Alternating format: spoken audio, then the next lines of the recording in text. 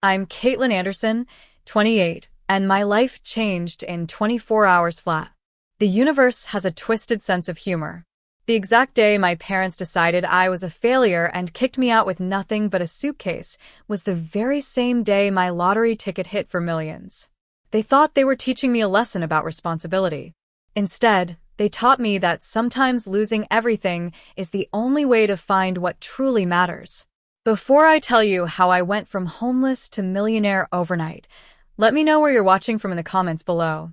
Hit that like button and subscribe if you've ever had to reinvent yourself when life pulled the rug out from under you. Trust me, you'll want to hear what happened next. Growing up in Meadowbrook, I was always the odd one out in my family. My father, Frank Anderson, was an accountant who believed success came in one flavor: a prestigious degree followed by a stable corporate job with benefits. My mother, Helen, wasn't much different. As a hospital administrator, she valued structure, predictability, and what she called practical choices. Then there was me, dreaming of creating beautiful things with my hands. From the time I was 12, I spent hours crafting jewelry from whatever materials I could find. Old buttons from Grandma Margaret's sewing box. Smooth stones from the creek behind our house. Broken necklaces from thrift stores. My parents tolerated this as a nice hobby, but made it clear they expected me to grow out of it and pursue something sensible. Only my grandmother, Margaret, truly understood me. While my parents pushed me toward business school, Grandma would slip me art books and say things like, "The world needs more beauty, Kaitlyn." Never apologize for creating it. She'd display my amateur creations proudly, wearing my mismatched earrings to church and telling everyone who complimented them, "My granddaughter made these. She's going to be famous someday." When I turned 21, Grandma Margaret gave me an antique jewelry box filled with tools and stones she'd collected over the years. "Your grandfather gave me this on our wedding day," she told me. "I've been saving it for someone who would truly appreciate it." That gift meant more to me than my college diploma. After graduation, I took a job at a financial firm to please my parents. For 3 years, I withered at that desk, designing jewelry sketches on lunch breaks and staying up late to create pieces I sold at local craft fairs on weekends. My online shop slowly gained a following, but not enough to support me fully. Every Friday, Grandma Margaret and I had a ritual. We'd meet for coffee at Bellamy's Cafe, and she'd insist on buying a lottery ticket. "One for me, one for you," she'd say with a wink.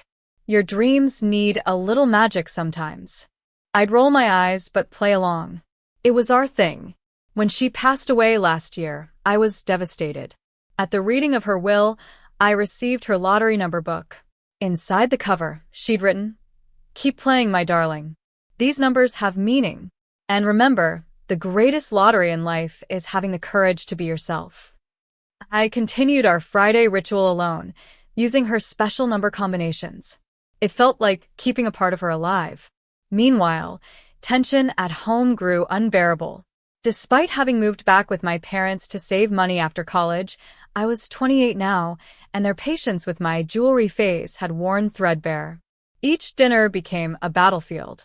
"When are you going to apply for that management position Richard mentioned?" Mom would ask, referring to her colleague's son who worked at a prestigious marketing firm. "The benefits package alone is worth considering," Dad would add, as if I hadn't heard this speech weekly for months. I tried to explain how my online sales were increasing, how a small boutique in the city had started carrying my pieces, but their eyes would glaze over. To them, success couldn't be measured in Instagram followers or 5-star reviews. 2 weeks before everything fell apart, I found an apartment listing online. Nothing fancy, just a small studio above the bookstore downtown, but it would be mine. The rent was steep, but if I kept my day job a few more months while growing my business, I could make it work. I scheduled a viewing, dreaming of a space where I could spread out my tools without judgment, create without criticism. Hope flickered inside me. Grandma Margaret's voice seemed to whisper, "It's time, Kaitlyn. Spread your wings." I believed, perhaps naively, that my parents would eventually come around once they saw me succeeding on my own terms. I imagined inviting them to my first real jewelry show, watching pride replace disappointment in their eyes. The universe had other plans entirely. The argument that changed everything erupted on a Tuesday evening. I'd finally gathered the courage to announce my decision to quit my stable job at Preston Financial to pursue my jewelry business full-time. I'd rehearsed my speech all day, preparing answers for every objection I anticipated. What I hadn't prepared for was the sheer intensity of their reaction. "You're throwing away a perfectly good career for a hobby?" Dad's face flushed crimson as he set down his fork with such force that the plates rattled. "This isn't just disappointing, Kaitlyn. It's irresponsible." Mom's approach was subtler, but no less cutting.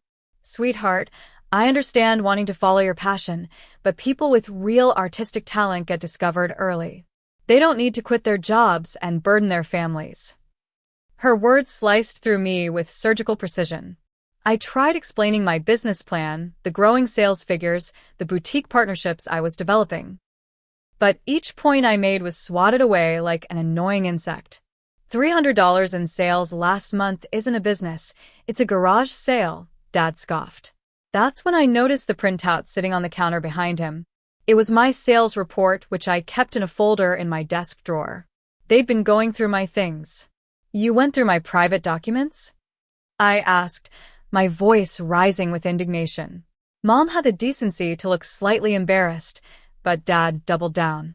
"When you live under our roof, your business is our business. And speaking of business, that little diary of yours doesn't inspire confidence either."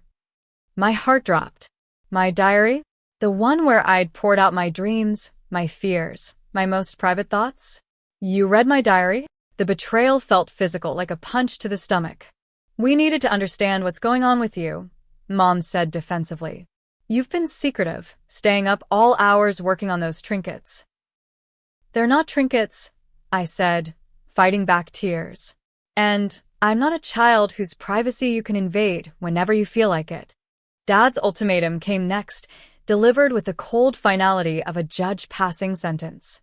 "Either you keep your job at Preston and treat this jewelry nonsense like the hobby it is, or you need to find somewhere else to live. We won't support this fantasy." My brother Timothy, who'd been silently eating his potatoes throughout this exchange, finally spoke up. "Maybe Dad's right, Kate. You've always been different, but sometimes different isn't practical." ¿En tú, Timothy? His betrayal stung almost as much as my parents'. Growing up, he'd been my ally in this house of rigid expectations. Now he was one of them. I tried one last approach, appealing to their own values. "You always taught me to be self-sufficient, to work hard for what I want. That's exactly what I'm doing. Why can't you see that? Self-sufficiency means paying your own rent, not living here while you play artist," Dad replied flatly. Mom's face softened momentarily. "We just want what's best for you, Kaitlyn." "No," I said quietly. "You want what's easiest for you to understand." That was apparently the last straw. Dad stood up, pointing toward the stairs. "Pack your things. I want you out by morning." I spent the next 4 hours in my childhood bedroom, tears streaming down my face as I tried to fit my life into one suitcase.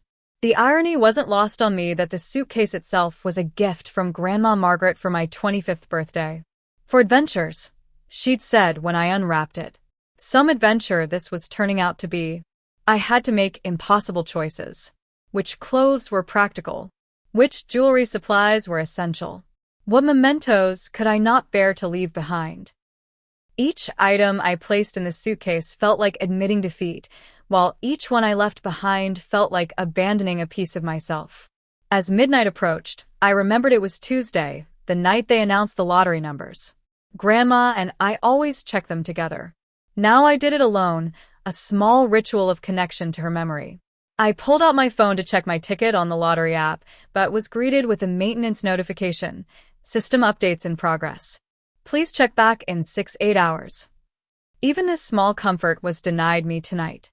I closed the app, set my alarm, and cried myself to sleep beside a half-packed suitcase in the room that would no longer be mine come morning.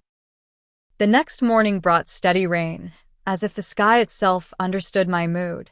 Dad stood at the front door, arms crossed, watching as I struggled down the stairs with my overstuffed suitcase.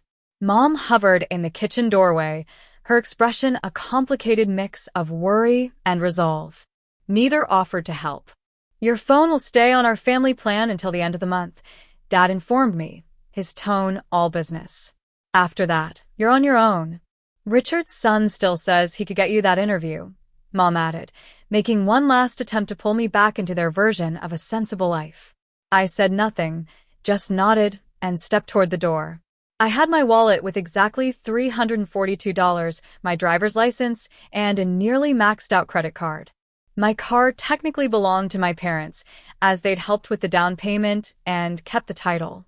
I knew better than to ask if I could take it. This is for your own good, Kaitlyn, Dad said as he physically guided me toward the porch, his hand firm on my shoulder. Sometimes people need a push to grow up. The door closed behind me with a definitive click of the lock. Just like that, I was homeless. The rain immediately began soaking through my light jacket. I pulled out my phone with trembling fingers and called Amber, my best friend since high school. Kate? What's wrong? You sound terrible. Her voice came through, muffled by what sounded like airport announcements. My parents kicked me out. I need a place to stay, I said, struggling to keep my voice steady. Oh my God, I'm so sorry. I'm at the airport right now, flying to Phoenix for that conference, remember? I won't be back until Sunday. The genuine anguish in her voice only made me feel worse. Use my emergency key. It's still under the planter. Stay as long as you need. A flicker of relief washed over me until I remembered. Your apartment flooded last week. You're staying with your sister until the repairs are done, right? I completely forgot. God, I'm so sorry, Kate. I tried 3 more friends with similar results. One was out of town, another was staying with her boyfriend in a tiny studio, and the third had family visiting from out of state. By my 5th call, the rejection started feeling personal, even though logically I knew it wasn't. With nowhere else to go, I began walking toward downtown, my suitcase rattling loudly over every crack in the sidewalk. The rain intensified, seeping into my shoes and chilling me to the bone. Cars passed, splashing dirty water onto my jeans. I must have looked pathetic, a 28-year-old woman dragging a suitcase through the rain, mascara running down her face. After 40 minutes of walking, I reached the Pinewood Motel, a place I'd passed 1,000 times but never imagined staying in. Its neon sign buzzed and flickered, but the vacancy light promised shelter, at least. The lobby smelled of cigarettes and pine air freshener. Behind the counter stood an older woman with kind eyes and gray hair pulled into a messy bun. Her name tag read Rebecca. Rough day, sweetheart, she asked, eyeing my drenched clothes and tear-stained face. You could say that, I managed. How much for a room? Just for tonight. $69 plus tax, she replied. Checkout's at 11 tomorrow. I counted out $75, mentally calculating how little that left me. Rebecca handed me a key attached to a plastic number 4. Continental breakfast starts at 6, she added with a gentle smile. Nothing fancy, but the coffee's decent. The room was exactly what you'd expect from a budget motel. Faded floral bedspread, ancient television, bathroom with cracked tiles. But it was clean and dry, and at that moment it looked like paradise. I peeled off my wet clothes and took a hot shower, letting the water mix with my tears. In the privacy of the steamy bathroom, I finally allowed myself to break down completely, sliding down the tile wall to sit under the spray, hugging my knees to my chest, sobbing until my throat hurt. Through the thin walls, I could hear Rebecca arguing with someone. We need to pay the electric bill first, Donald. The credit card company can wait another week. They'll shut off the power, Becky. Then we'll have no guests at all. Their financial struggles oddly comforted me. At least I wasn't the only one treading water. Later, wrapped in a scratchy motel towel, I sat on the bed and assessed my situation. My savings account held exactly $2,318, the result of countless weekend craft fairs and online sales. My jewelry supplies, at least the ones I'd managed to bring, were worth maybe another $1,000 if I sold them, which would defeat the whole purpose of starting my business. I opened my laptop and checked my email, hoping for a miracle. There was a message from the apartment manager. Looking forward to showing you the studio tomorrow at 3 p.m. A place I could no longer afford to rent. On a blank page in my notebook, I made a list. 1. Find temporary housing. 2. Get job that pays cash immediately. 3. Build up savings. 4. Restart jewelry business when stable. Each item felt like admitting defeat, especially the last one. My dream, deferred indefinitely. Exhausted and emotionally drained, I crawled under the covers of the motel bed. My last thought before falling asleep was that Grandma Margaret would be so disappointed to see me give up. "I'm not giving up," I whispered to her memory. "I'm just regrouping." Outside, the rain continued to fall, washing away the life I had known and clearing space for whatever would come next. The harsh beep of my phone alarm jolted me awake at 7:30. For a disorienting moment, I forgot where I was. The unfamiliar ceiling, the sound of cars on the nearby highway, the scratchy sheets all felt wrong. Then reality crashed back like a wave. I was in a motel room because my parents had thrown me out. I reached for my phone to silence the alarm and noticed several notifications. Probably Amber checking in, I thought. Or maybe, just maybe, my parents had cooled down and wanted to talk. A tiny, childish part of me still hoped they'd realize they'd overreacted. But the notification that caught my eye wasn't from any of them. It was from the lottery app I'd tried to check last night. My heart skipped as I read the words. "Congratulations. You've won." "Yeah, right," I muttered, assuming it was one of those notifications designed to get you to open the app. Probably a $2 win or something. But when I tapped on it, the screen that loaded made me sit bolt upright. Winning numbers: 0, 8, 17, 23, 42, 54, 09. Those were Grandma Margaret's numbers. The ones from her special book. The ones I played every single week without fail. My hands trembled as I opened my purse and pulled out the physical ticket to compare. They matched. Every single number matched. My brain refused to process what my eyes were seeing. This had to be a mistake. I closed the app and reopened it. Same result. I Googled Powerball winning numbers and found the official lottery website. Same numbers. The prize amount made me choke. $94 million jackpot. The lump sum option after taxes would be around $37 million. "This can't be real," I whispered to the empty room. "Things like this don't happen to people like me." With shaking fingers, I called the number listed on the lottery website. After several rings, a professional-sounding woman answered. "State Lottery Commission. How may I help you?"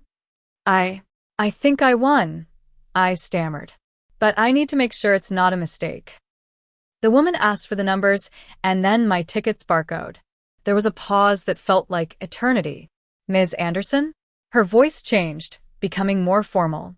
"I can verify that you are indeed holding a winning ticket for last night's drawing. Congratulations." I couldn't breathe. The room started spinning, and I had to put my head between my knees. "Are you all right, ma'am?" the lottery woman asked. "Yes, no. I don't know," I gasped. "What do I do now?" She explained the claim process, advised me to sign the back of the ticket immediately, and recommended I consult with a financial advisor and attorney before making any decisions. I scribbled notes frantically, certain I would forget everything the moment we hung up. When the call ended, I sat frozen on the edge of the bed. $37 million. Yesterday, I had been agonizing over a $69 motel room. Today, I could buy the entire motel and every building on the block. A hysterical laugh bubbled up from my chest. Then another. Soon I was cackling so loudly that I heard a knock at my door. "Everything okay in there, honey?" It was Rebecca, the motel owner. I opened the door, still in my rumpled clothes from yesterday, hair a wild mess, eyes wide and face flushed. "I won," I whispered. Rebecca's brow furrowed with concern. "Won what, dear?" "The lottery. I won the lottery. Last night. All of it." The words tumbled out incoherently. Her expression shifted from concern to disbelief. "The Powerball? That big jackpot?" I nodded, then pulled her inside and closed the door. "I can't tell anyone yet. I need to figure out what to do." Rebecca guided me to sit on the bed like I was made of glass. "Take deep breaths, sweetheart. This is a lot to process." "Yesterday I was homeless," I said, the reality of my situation finally sinking in. My parents kicked me out because they thought my jewelry business was a waste of time. And now you're a millionaire, Rebecca finished, her voice filled with wonder. The numbers were my grandmother's, I told her, tears welling up. She died last year. We always played the lottery together. She left me her book of special numbers. Rebecca squeezed my hand. Sounds like she's still looking out for you. That simple statement broke something inside me. I began sobbing uncontrollably. All the stress and pain, and now this overwhelming shock pouring out at once. Rebecca patted my back awkwardly, murmuring soothing words. When I finally calmed down, a strange clarity settled over me. I knew exactly what I needed to do. I need a lawyer and a financial advisor, I said, wiping my eyes. And I need to keep this quiet until everything's set up properly. Rebecca nodded approvingly. Smart girl. My cousin James is a financial advisor in the city. Very discreet. I could give him a call if you'd like. Yes, please, I said gratefully. And can I stay here a few more nights? Until I figure things out. Of course, honey. I'll put you in our best room. On the house. I shook my head firmly. No, I'll pay.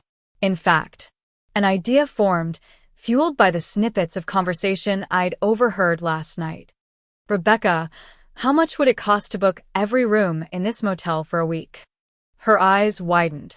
All 15 rooms? That would be about $6,000. But why would you want to do that? Consider it insurance for my privacy. Plus, it sounds like it might help with those bills I heard you discussing with Donald. Rebecca blushed. You heard that? I'm so sorry. Don't be. I understand financial struggles better than most people. I thought about my parents who would soon learn about my windfall. A complicated mix of emotions swirled within me. Vindication, anger, hurt, and underneath it all, a tiny flicker of the desire for reconciliation. But first I needed to secure my future. To become the woman Grandma Margaret always believed I could be. One more thing, I told Rebecca as she turned to leave. If anyone comes looking for me, especially a couple in their 50s or a young man who looks like me, I'm not here. Understand? She nodded, a conspiratorial smile crossing her face. I understand completely. Your secret's safe with me. When she left, I sat back on the bed, staring at the lottery app still open on my phone. $37 million. The exact amount I'd need to never depend on anyone ever again. Grandma Margaret's voice seemed to whisper in my ear. See, darling? Magic happens when you stay true to yourself. For the first time since leaving my parents' house, I smiled. A real smile that reached my eyes and warmed my heart. The universe had given me not just a second chance, but a cosmic do-over. By dawn, I had been kicked out with nothing but a suitcase. Now, I was rich beyond my wildest dreams. And no one who had doubted me knew it yet. 2 days later, I sat in the polished office of James Spencer, financial advisor and, conveniently, Rebecca's cousin. True to her word, he was professional and discreet, not batting an eye when I arrived in the same clothes I'd been wearing since Tuesday. The first step is securing your winnings, James explained, sliding a folder across his mahogany desk. I've prepared the paperwork for a blind trust. This will allow you to claim the prize without your name becoming public. Is that legal? I asked, scanning the documents. Absolutely. Several states allow lottery winners to remain anonymous through trusts. It's the smart play, especially for someone in your unique situation. My unique situation. What a diplomatic way of saying homeless overnight millionaire. Together, we crafted a financial plan that included immediate, short-term, and long-term goals. I would take the lump sum option, invest 60% in a diversified portfolio, set aside money for taxes, and keep a reasonable amount liquid for immediate needs. How reasonable is reasonable? I asked. James smiled. For someone with $37 million? A few $100,000 is perfectly reasonable for getting established. The words "a few $100,000" made me dizzy. 2 days ago, I was counting quarters for vending machine coffee. After signing what felt like 1,000 documents, I had one special request. There's a motel, the Pinewood, where I've been staying. The owners, Rebecca and Donald, are struggling financially. I'd like to anonymously pay off their mortgage." James didn't seem surprised. "A worthy first act of generosity. I'll arrange it through the trust, so it can't be traced back to you." That afternoon, with James's help, I found a modest but beautiful apartment in an upscale building downtown. The real estate agent's eyes widened when I offered to pay the full year's lease in advance, in cash. By evening, I had the keys to my new home.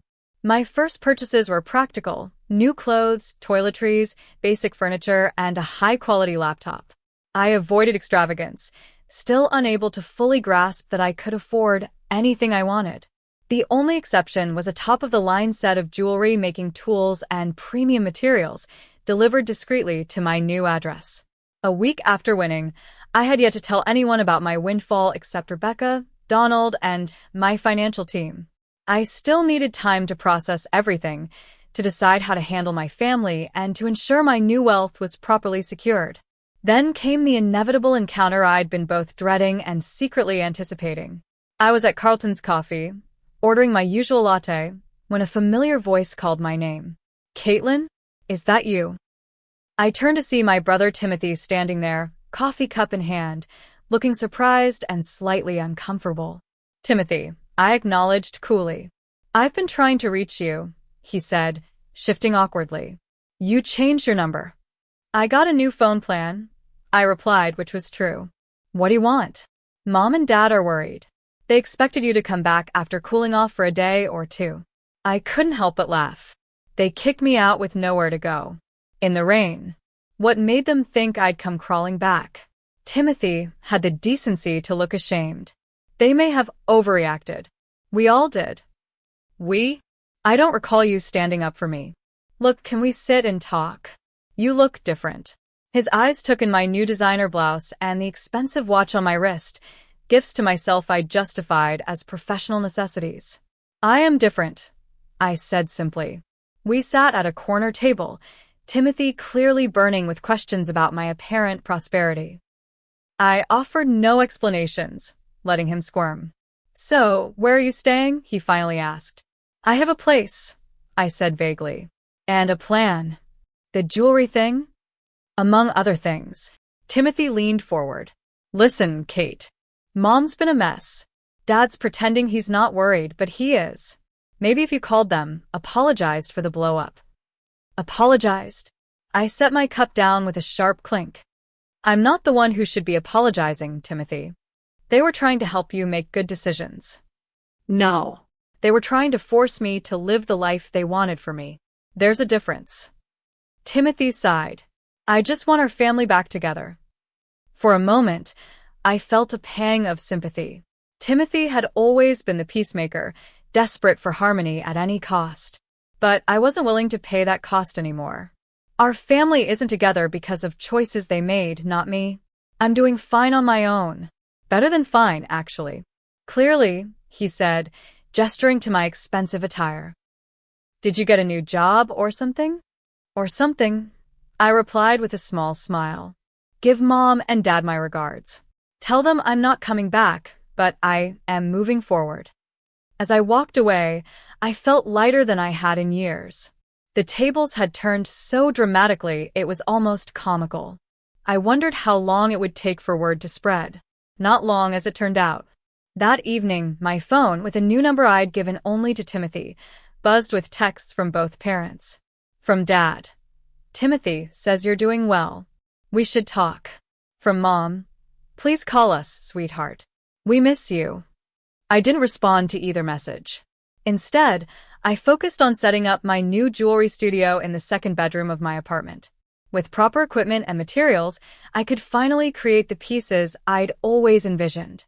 2 weeks after winning, I launched my rebranded jewelry business, Margaret's Legacy, named for my grandmother. I hired a professional photographer and web designer to create a stunning online presence. Within days, orders started coming in, including one from a minor celebrity who had somehow discovered my work on Instagram. The same day my first major sale went through, I received a call from an unknown number. "Kaitlyn, it's Sophia Martinez." Your mother gave me your number. Dr. Martinez had been my therapist briefly during college. I'd stopped seeing her when my parents, who were paying for the sessions, insisted they be informed about what we discussed. How did my mother get this number? I asked, annoyed at the invasion of privacy. From your brother, I believe. Listen, I'm not calling in any professional capacity. Your mother is genuinely concerned. There are rumors around town that you've come into some money, and she's worried you might be involved in something problematic. I nearly choked on my tea. She thinks I'm dealing drugs or something? She didn't say that exactly, but she's confused about your sudden change in circumstances. I considered my options. Sophia had always been kind and respectful, even when I stopped therapy. I assure you, my financial situation is completely legal and legitimate.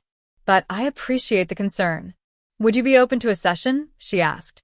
Just to talk through how you want to handle things with your family going forward? My treat. The offer was tempting. I did need someone objective to help me navigate the complicated emotions I was feeling. One session, I agreed. But I'll pay for myself. I can afford it now. Our meeting proved invaluable.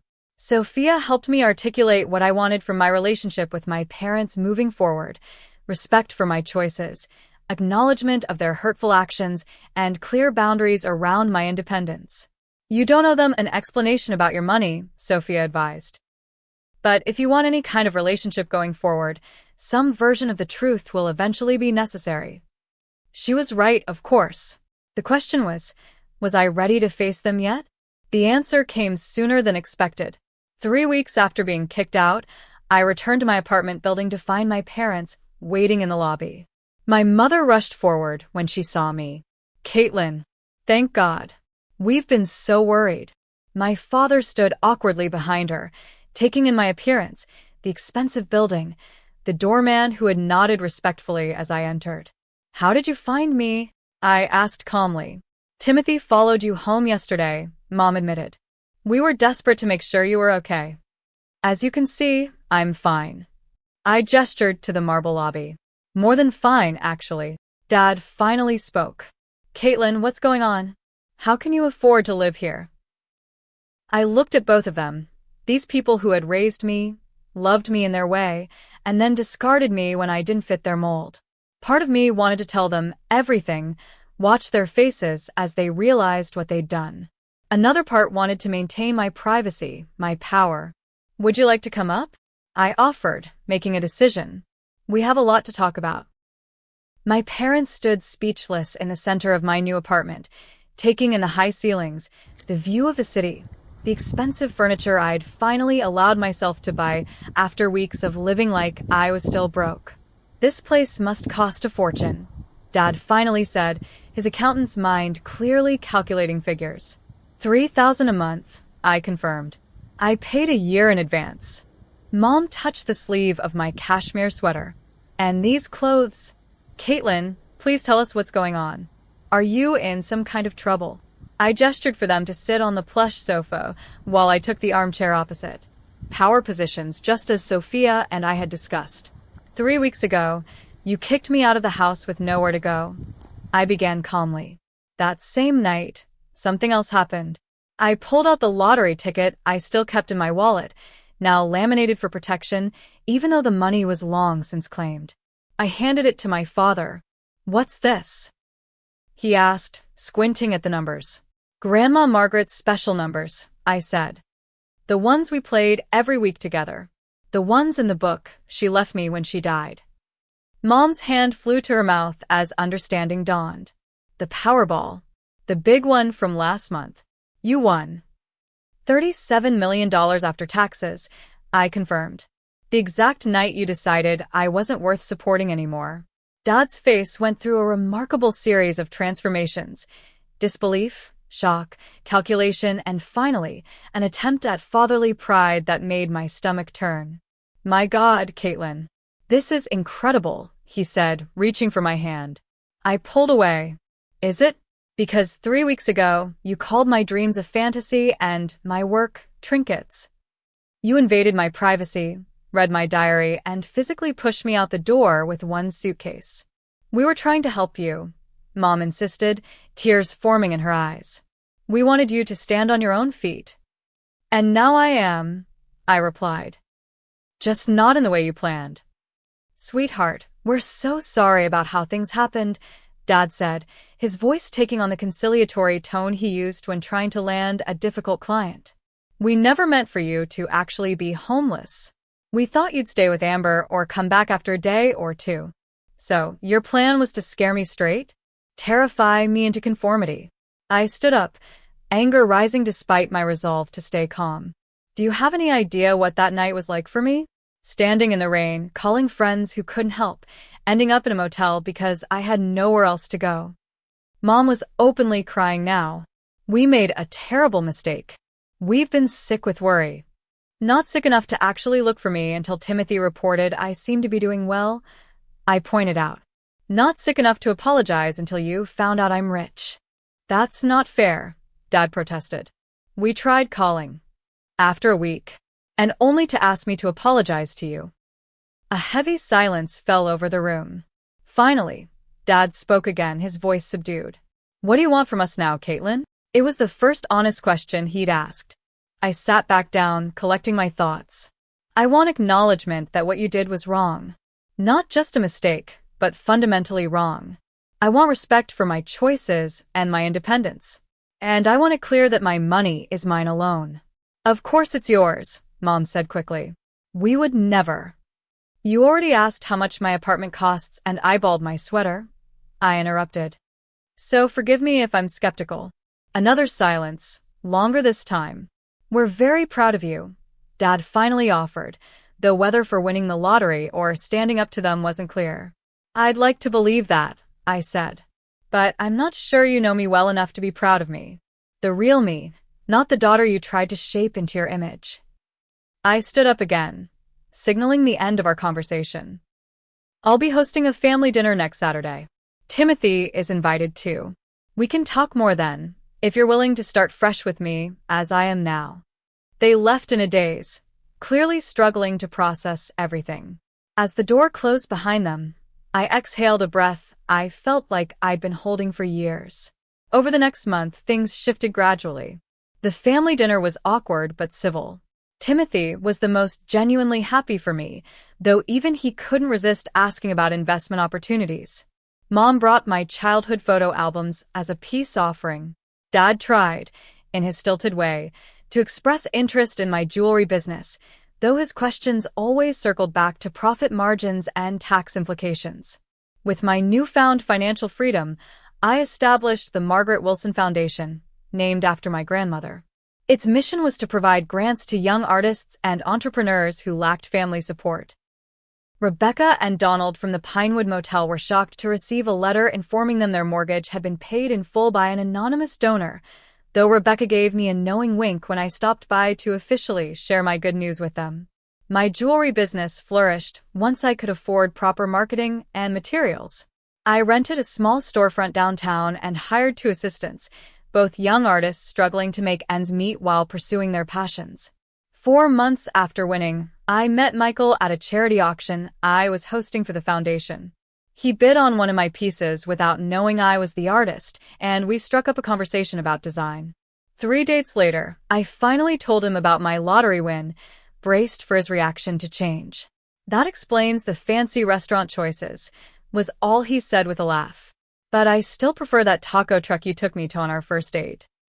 His nonchalance was refreshing after months of people treating me differently once they knew about my money. The true test came at Thanksgiving, the first holiday since the fallout. I hosted in my apartment, now fully furnished and feeling like home. Mom brought her famous apple pie. Dad managed to go the entire meal without mentioning investments or tax brackets. Timothy brought his new girlfriend, a painter he'd met through my foundation, ironically enough. As we ate, I caught Mom looking at me with an expression I hadn't seen before. Not pride exactly, but something like respect. Dad actually asked about my latest jewelry collection without immediately questioning its profitability. Small steps, but meaningful ones. After dinner, Mom helped me with the dishes, an oddly normal mother-daughter moment amid our extraordinary circumstances. Your grandmother would be so proud of you, she said softly, handing me a plate to dry. Not because of the money, but because of what you're doing with it. Because you stayed true to yourself. I know, I replied, surprised to find tears in my eyes. I feel her with me sometimes. Mom hesitated, then added, I'm sorry we couldn't see it before. What you were trying to build. Who you really are. It wasn't a complete apology, but it was a start. A foundation we could potentially build upon, like the careful layering of stones in one of my more intricate necklaces. Later, as everyone was leaving, Dad awkwardly pulled me aside. That necklace your mother was wearing, the one with the blue stones. You made that. Yes, I confirmed. It's called Ocean Memory. The stones are lapis lazuli. He nodded thoughtfully. It's beautiful. Truly beautiful, Kaitlyn. I never really looked before. In that small admission lay decades of inattention, of missed opportunities to connect. But also, perhaps, an opening for something new. Thanks, Dad, I said. Maybe next time, I'll show you my studio. I'd like that, he replied, and for once I believed him. As I closed the door behind my family, I felt a sense of peace I hadn't expected. The money hadn't fixed everything, hadn't magically healed old wounds or created perfect relationships. But it had given me the freedom to set boundaries, to engage on my own terms, and to build the life I'd always wanted. Grandma Margaret's numbers hadn't just made me rich. They'd given me the chance to become fully myself. 1 year after the night that changed everything, I stood in my jewelry gallery for the grand opening exhibition of Margaret's Legacy, my first complete collection. The space buzzed with art critics, local media, clients, and friends. My parents stood awkwardly near the refreshment table, making small talk with Michael, who handled them with surprising grace. Looking around at what I'd built, I felt a deep sense of satisfaction. My work now sold in galleries across the country. The foundation had helped 27 young artists launch their careers. The Pinewood Motel had been renovated and rebranded as an artist's retreat, with Rebecca and Donald still managing it, but now as partners rather than struggling owners. The money had changed my life, certainly, but not in the ways people might expect. The true value wasn't in the expensive apartment or designer clothes, though I enjoyed those things. The real gift was freedom. Freedom from financial worry, yes, but more importantly, freedom from others' expectations and definitions of success. I no longer had to convince anyone that my dreams were valid. I didn't need my parents' approval or understanding, though our relationship had improved considerably once those needs were removed from the equation. Dad still occasionally slipped into offering unsolicited financial advice, but he caught himself more often than not. Mom had started taking pottery classes, discovering her own creative side late in life. Timothy had become an unexpected ally, using his business background to help with the foundation. His girlfriend Lisa, the painter, had introduced him to a world beyond spreadsheets and corporate ladders. Sometimes I caught him looking at me with something like envy, not for my money, but for the certainty I had about my path. As I circulated through the gallery, accepting congratulations and discussing my work, I spotted Amber across the room, chatting animatedly with a young woman wearing one of my signature necklaces. The proverbial overnight success, Amber teased when I joined them. Only took you 10 years of working your butt off, plus a miracle lottery win. The money helped, I admitted. But it wouldn't have mattered if I hadn't already known exactly what I wanted to create. Speaking of creating, Amber said, have you seen the article in Modern Artisan? They're calling you the pioneer of the new handcrafted luxury movement. I laughed. Pretty fancy title for a girl who started making jewelry from buttons and broken necklaces. Those were just your materials, a familiar voice said behind me. Your vision was always something more. I turned to find my father standing there, looking slightly out of place in his suit among the artistic crowd, but making an effort nonetheless. Thanks, Dad, I said, genuinely touched. Your grandmother would be proud, he added, the phrase no longer feeling like an empty platitude, but a truth we both recognized. Later, after the last guests had left and I was alone in the gallery with Michael, I wandered among my creations, touching each piece gently, remembering the journey from concept to completion. Penny for your thoughts, Michael said, wrapping his arms around me from behind. I was just thinking about what would have happened if I'd never won the lottery, I replied. If I'd never bought that ticket, or if I'd chosen different numbers. You'd still be making beautiful things, he said confidently. It might have taken longer, but you'd be here eventually. That's who you are. His faith in me, uncomplicated by history or expectation, was perhaps the greatest gift of this new chapter in my life. The truth was, the lottery hadn't created my success, it had merely accelerated it. The talent, the vision, the determination had always been there, waiting for the right conditions to flourish. Grandma Margaret had seen it all along. Sometimes I wondered if she'd somehow known what would happen. If those numbers in her special book weren't just random digits, but a final gift, a way of saying, I believe in you when no one else does. The irony wasn't lost on me that my parents' rejection had coincided perfectly with my financial windfall. That the moment they decided I wasn't worth supporting was exactly when the universe decided I was worth millions. The symmetry was almost poetic. But the real poetry was in what came after. In the foundation that helped others like me. In the relationships rebuilt on healthier ground. In the business created entirely on my own terms. In the art that flowed from my hands now that financial stress no longer constrained my creativity. The day my parents kicked me out with nothing but a suitcase was the day I lost everything and gained everything at once. By dawn, I was rich, not just in money, but in possibility. If you're watching this and feeling stuck in someone else's version of your life, remember that sometimes losing everything is the path to finding what truly matters. Your winning lottery ticket might not be actual millions, but it might be the courage to finally walk your own path. What would you do if you suddenly had the freedom to be completely yourself? Drop a comment below and let me know. And if this story resonated with you, please like, subscribe, and share it with someone who might need to hear it. Thanks for staying with me to the end of this journey. Remember, the greatest wealth is living authentically on your own terms.